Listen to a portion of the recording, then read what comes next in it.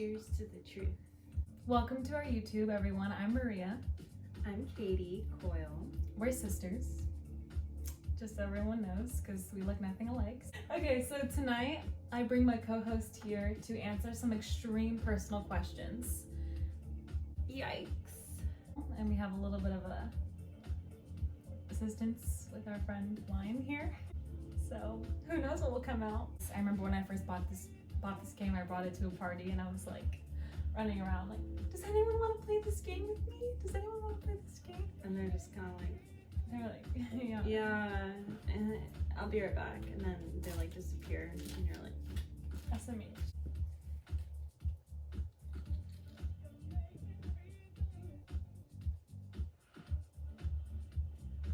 this is the one.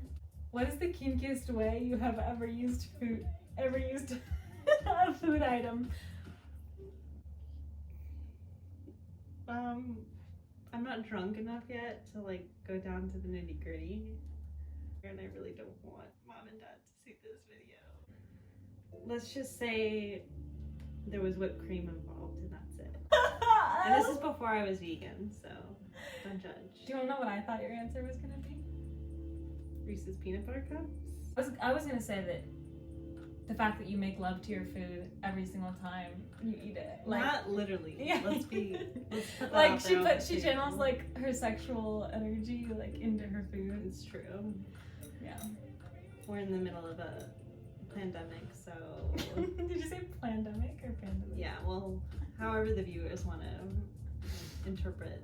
When you're in a pandemic, when vegan boys aren't, popping out of the bushes left and right. Yeah. When the millionaire entrepreneur men aren't coming up to you, Yeah. you kind of have to put your sexual energy somewhere else. I have to put it to something that's like actually going to manifest in my day-to-day life.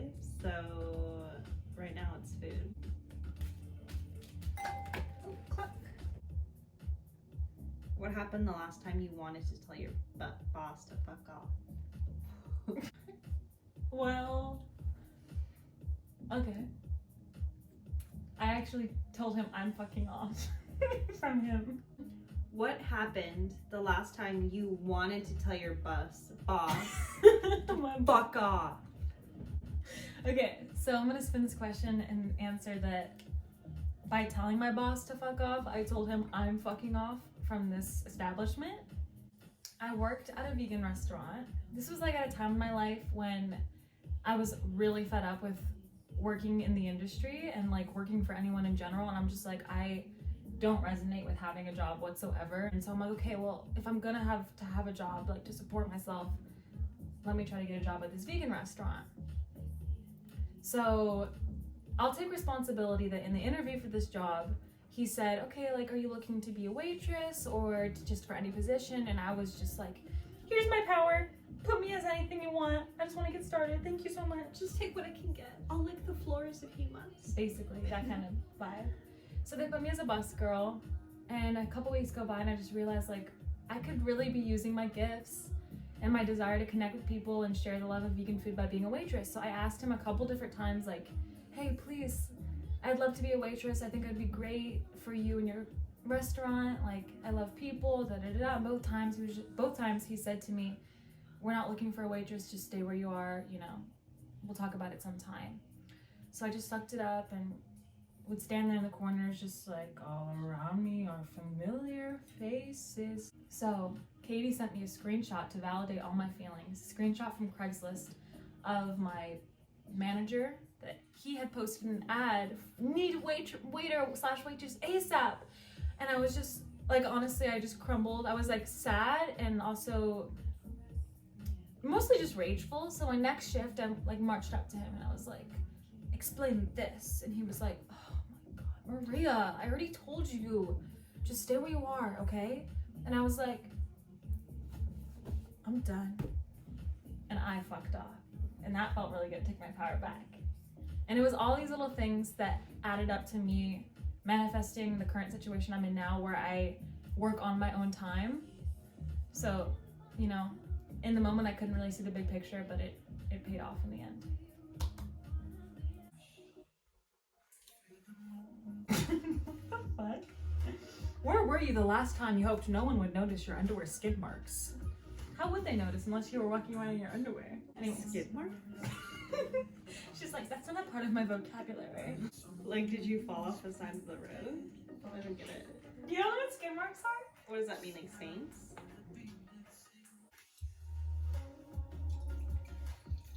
Listen to this question. If rattlesnakes bit all of the male players' dicks, whose venom would you suck out first and why? Okay. If an Arabian prince offered you a magic carpet ride, where would you least want to go? A porta potty? Okay.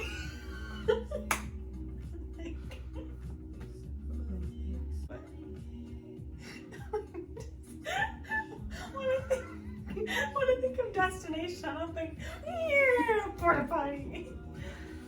I don't know. Like, he can show me the world if he wants, but like maybe somewhere where there's like not a war going on or something. It's not funny. Okay. Doesn't this person have a weird mind? Yeah, it's like now it's like trying to get into orgies and stuff. Oh. Don't you just want to be in a desert where no one's talking to each other but everyone's just dancing to the song? I kind of get more Parisian vibes from this song. Well, of course. Then I don't want to be in a desert. Oh, like what's in your I'd want to be like in a French nightclub and everyone's just getting hot and sweaty.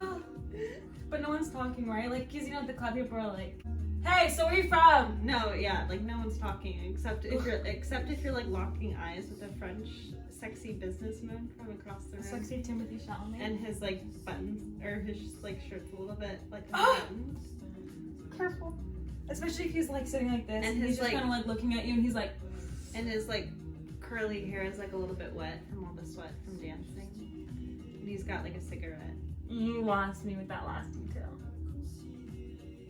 Wait, you know what's even hotter for some reason? Well, it'd be hot if he was wearing hot shoes, of course, like hot boy shoes, hot man shoes. But I always think it's hot when a guy's not wearing shoes. Like, and I just see his bare feet and he's dancing with bare feet. Like, that is like the hottest thing ever.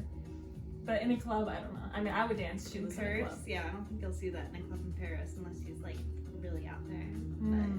The more out there, the better. But then I guess if you find him, that's your soulmate. I'm supposed to ask you a question. Yeah. What have you done while thrill seeking that you later regretted? Okay, so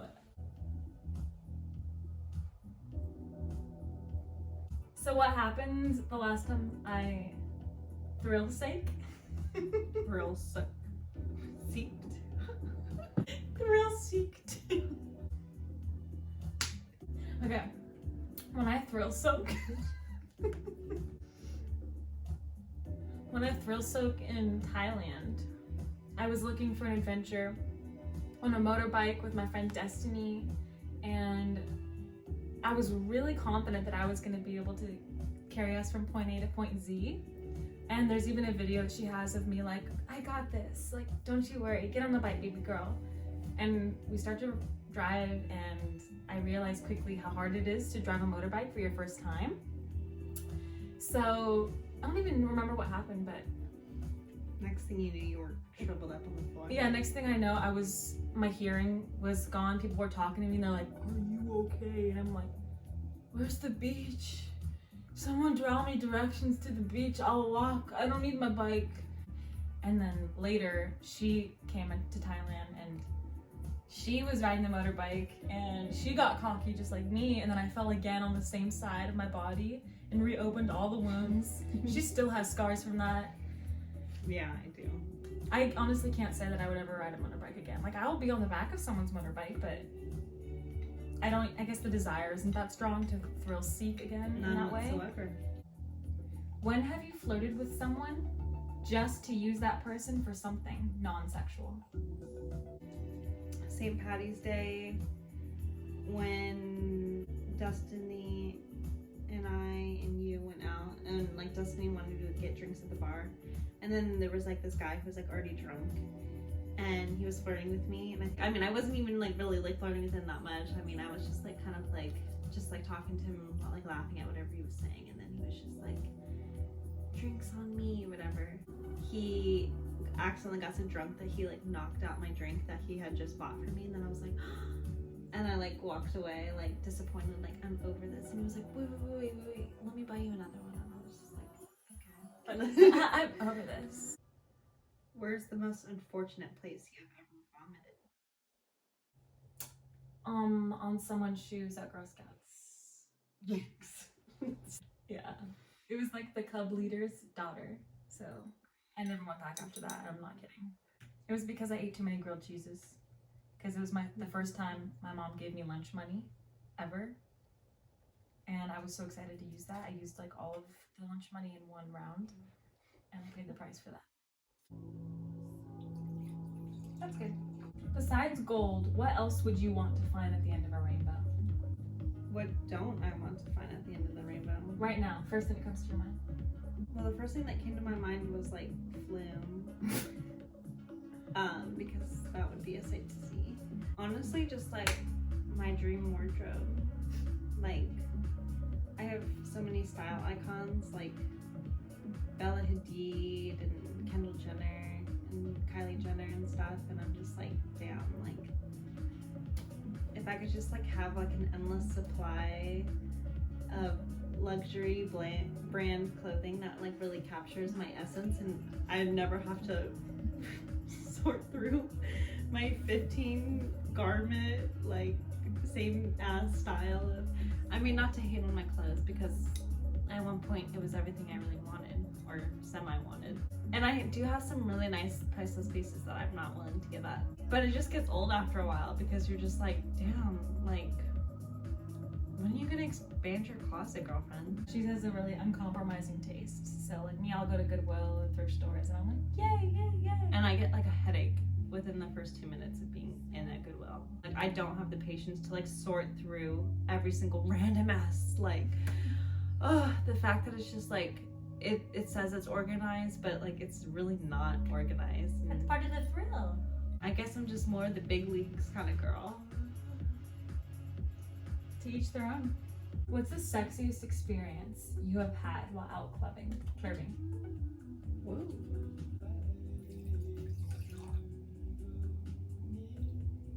I was in London and I was out clubbing with Emma and Abby, and then this like really cute Armenian guy came up to me and we were just like hitting it off and stuff. I mean, like nothing like much happened that night besides we shared like a passionate kiss or two, but I just like remember he was like, I gotta go to the bathroom, like I'll be right back, like stay here. But then like after he left I was just like, this isn't the guy for me, I need to run away. So I left my place and then we never like crossed paths again. Oh wow, that's the Gemini way, the Gemini Venus way to. I know. I was just like, this doesn't really serve me. This was fun though, and yeah, he was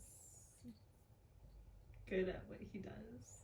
But and you're always like, is there a party that's like, I wonder what that would have been like. But yeah. But at the same time, I'm just like, okay, I got what I needed from it.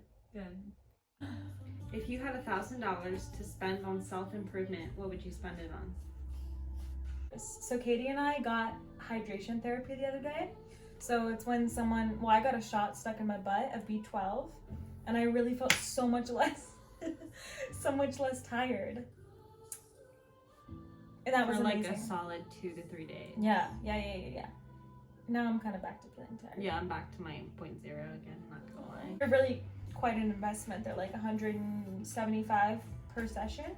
But if you're sensitive and you're very tuned in with your body, that feels like a natural drug, like a natural high. Like feeling the difference and change of your body is like invaluable. So I'd spend money on that, and then I'll pick 2 other things. I would spend money on a dance studio. That's like the best way for me to exercise, and it's good self-improvement mentally, spiritually, emotionally, and physically. And then the third thing, third thing, I'd maybe get colonics. So hydrocolon therapy, and I used to actually practice this. Shout out to you, Michelle. I used to stick tubes up people's butts and massage their guts as water goes through their colon and flushes out poop. And you feel so amazing. Like, you know how amazing you feel after you take a good crap? It's like that, but for like an hour. And you just feel so empty and clean after that. It's so good because, what is the phrase? Like, our gut is our second brain. And it's just such a good reset for the body. And you feel like you really want to take on the world after you've flushed out from all these toxins in your gut. So those 3 things are things that I'm gonna be able to do. So God bless. Okay. Well, thanks for joining us this evening. We'll see you guys real soon. Like, share, and subscribe if you feel very inspired by this video. Let me know in the comments what intrigued you the most. Yeah. Just say hi. Just interact with us, Just please. say hello, like nice face or nice Story. question or nice story. Like, Nice whatever. breasts. Yeah, nice bosom. Okay, Love you guys. bye.